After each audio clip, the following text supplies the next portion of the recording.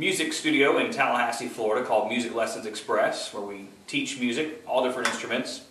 And I'm a very lucky person because I got to know Gary from Folkstone Guitars, who's done a lot of work for me on both my guitars at the studio that the students use, but also my own personal collection. This is one that it's one of my favorites. It's called a Pinco. It's a 12-string guitar, and I picked it up not knowing much about what I had found at a pawn shop. Come to find out, it's really a Martin guitar with a different name.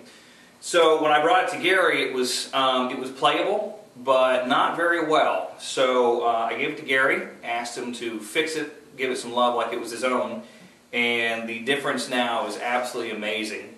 First thing Gary did was he changed out the nut down here, made it a bone nut.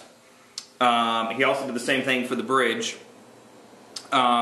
He actually had to remove the entire neck. He had to steam it off. Gary's got this neat system of doing it so that the glue the adhesive will let go, but yet you don't lose any of the shape of the wood. None of the steaming actually hurts the body of the guitar. He took it off, did a complete reset, changed out all of my frets. So these are now stainless steel frets, which are a fantastic addition to a guitar. The strings bend easier. The frets are actually larger and they're easier to push down on, which is especially very important with a 12-string guitar.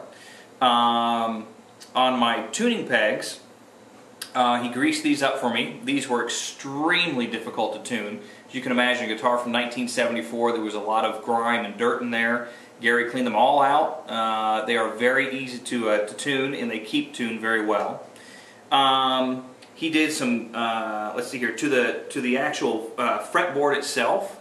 He leveled it out and re-oiled it for me, so it's got this nice, even black color to it. He also did some cosmetic work. For instance, I had some really bad divots, and he was able to go back in and fill them in. It's not perfect, but that's not the way I wanted it. I wanted it just like this, because I wanted it to still show where there was some items. But for instance, here was really bad. It would catch your thumb when you were playing, so he smoothed it out, filled it in for me. On back here, the bridge system and the saddle system was all messed up. I had two different kinds of screws. One was an Allen wrench. The other one was one of these thumb screws.